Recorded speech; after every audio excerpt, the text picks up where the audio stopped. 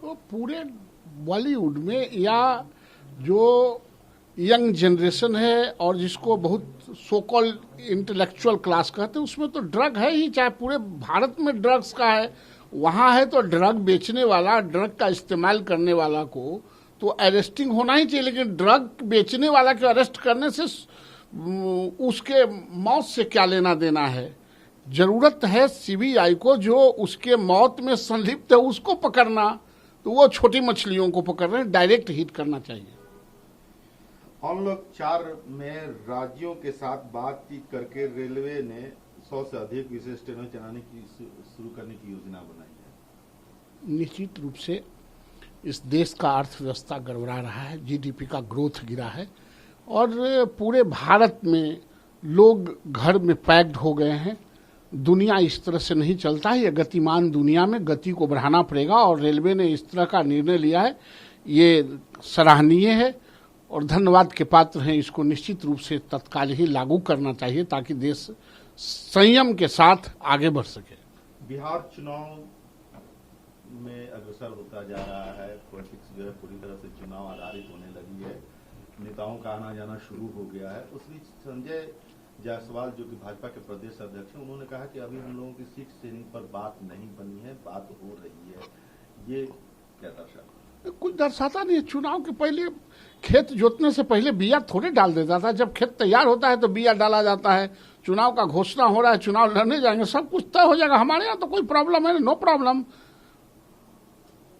All are good. हमारे यहाँ कोई प्रॉब्लम। संजय जायसवाल जी का कहने का मतलब यह था कि अब चुनाव का समय आ रहा है तो सीट का शेयरिंग भी कर लेंगे, कोई बड़ी बात है नहीं। या कोई नया हमारा अलायंस भी नहीं है। हम तो करीब 2-2.5 साल छोड़ के, 1.5 साल छोड़ के लंबा इतिहास रहा है एनडीए का, अपने एलआई पार्टियों के साथ चलने का, इसलिए कोई प्रॉब्लम तो है नहीं।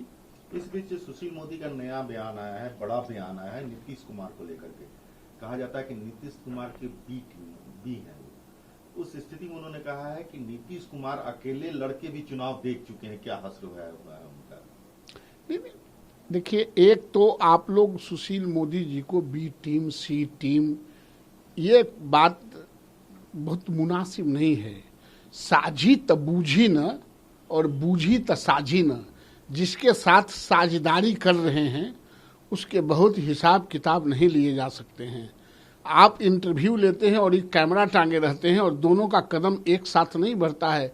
कभी आपका आगे हो जाता है, कभी उनका पीछे हो जाता है, कभी उनका आगे होता है, कभी आपका पीछे हो जाता है। इसलिए इस दृष्टिकोण से चलता है और इसी दृष्टिकोण से एलआई पार्टियों के साथ सोचना चाहिए। बिहार ऑल इंडिया एमआईएम जो है, असदुद्दीन ओवैसी की पार्टी, उसने अपनी दूसरी लिस्ट जारी की है 18 लोगों को चुनाव लड़ाने की। अब वो पूरी तरह से अकेले बिहार में लड़ने की तैयारी। अब वो अकेले लड़े कि आप 10 गो जमात लेके पालकी पर आ रहे, उनसे क्या फर्क पड़ने वाला है?